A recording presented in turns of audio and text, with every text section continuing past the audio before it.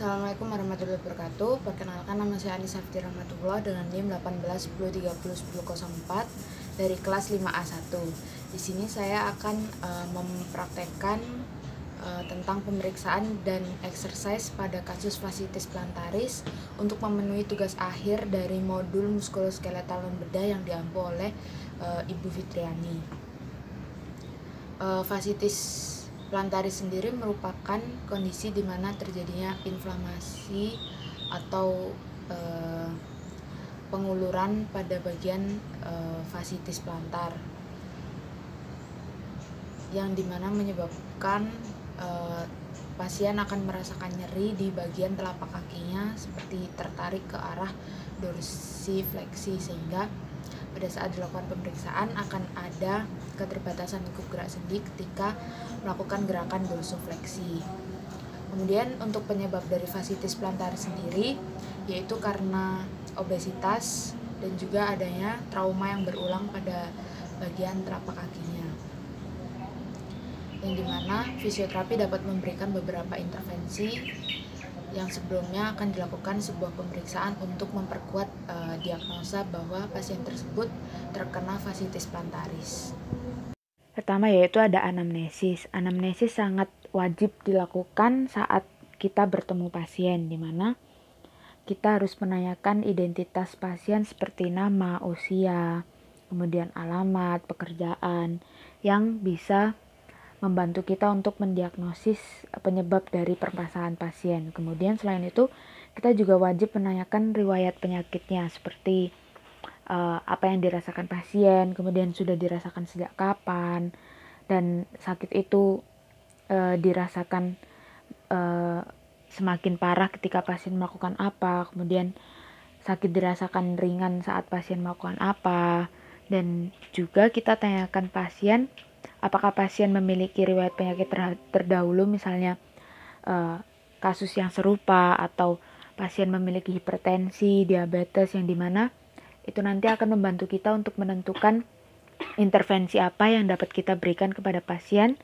yang biasanya setiap intervensi pasti ada yang namanya red flag atau kontraindikasi dari intervensi tersebut. Kemudian yang kedua yaitu ada inspeksi palpasi perkusi auskultasi. Untuk inspeksi sendiri kita bisa melakukan inspeksi di gaya berjalan pasien. Misalnya pada kasus fasciitis plantaris seperti di video, dia akan mengalami gaya berjalan yang bernama antal gait, yang dimana dia seperti memberatkan di satu sisinya, sehingga dia di sisi yang sakit dia akan kehilangan fase stance-nya, jadi dia hanya ada fase swing, yang dimana untuk mengurangi rasa sakit pada bagian telapak kakinya.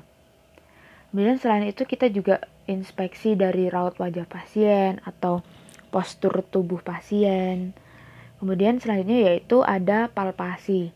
Untuk palpasi kita bisa palpasi di bagian telapak kakinya, yang dimana biasanya di kasus fasciitis plantaris akan terdapat tightness pada bagian plantar fasciitisnya, dan juga ada spasme di bagian otot-otot gastrok atau calf muscle-nya.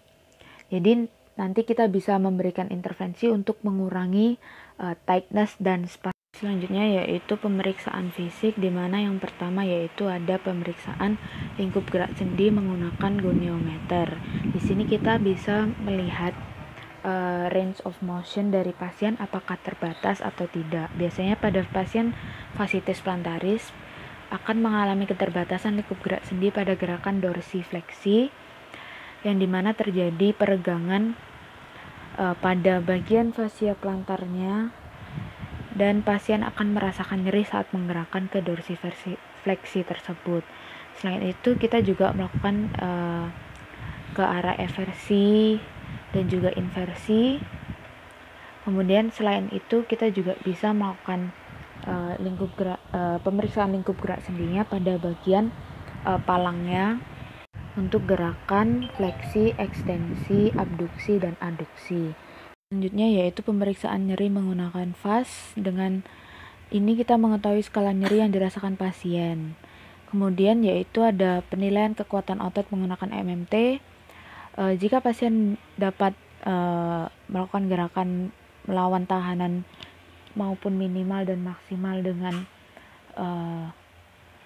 ROM full, maka nilai MMT dari pasien yaitu 5. Kemudian jika hanya dapat menahan tahanan minimal, dia melawan tahanan minimal, dia mendapatkan nilai 4. Sedangkan jika dia tidak dapat melakukan melawan tahanan yang kita berikan baik minimal maupun maksimal, tetapi masih bisa melakukan gerakan full ROM, maka pasien mendapatkan nilai MMT 3, dimana untuk gerakannya yaitu ada dorsifleksi, plantar fleksi, eversi, dan inversi. Jangan lupa untuk menanyakan apakah pasien merasakan nyeri atau tidak pada saat melakukan gerakan tersebut. Selanjutnya yaitu ada tes khusus untuk memperkuat diagnosis berupa windlass test, yang dimana pasien meletakkan kakinya di ujung bed, kemudian kita lakukan ekstensi pada MCP1, yang dimana ketika pasien merasakan nyeri berarti pasien positif fasciitis plantaris. Kemudian untuk intervensi yang dapat kita berikan, yang pertama yaitu ada fascia plantar stretch secara pasif, dimana kita melakukan stretching kepada pasien, yang dimana untuk dosisnya yaitu 5 kali repetisi dengan tahanan selama 15 detik dan dilakukan sebanyak 1 set. Selain pasif stretch, pasien dapat melakukan self stretch, yang dimana pasien melakukan tarikan ke ankle-nya ke arah tubuh menggunakan band dengan repetisi sebanyak 5 kali, tahanan 15 detik dan dilakukan 1 set. Jadi untuk dosisnya masih sama dengan passive stretch. Kemudian selanjutnya yaitu ada heel rise, yaitu seperti menjinjitkan kakinya, yang dimana untuk otot-otot gastrok dan bagian fascia plantarnya. Gerakan ini bisa dilakukan dengan dosis 3 set 10 kali repetisi dengan istirahat per setnya itu selama 60 detik atau 1 menit. Selanjutnya yaitu ada towel curl, yang dimana menarik handuk hingga ujung menggunakan jari-jari kakinya untuk melatih bagian fascia plantarnya dan otot-otot di bagian telapak kakinya. Untuk latihan ini kita bisa berikan dengan dosis 3 set 10 kali repetisi dengan istirahat per setnya yaitu 60 detik atau 1 menit. Dan ini harus penarikannya harus hingga ujung handuk tersebut habis. Selanjutnya yaitu ada towel pick up, mengangkat handuk atau barang-barang lain seperti kelereng menggunakan jari-jari kakinya untuk melatih otot-otot pada telapak kakinya. Dimana untuk latihan ini dapat diberikan sebanyak 3 set 10 kali repetisi dengan istirahat per setnya yaitu 60 detik atau selama 1 menit.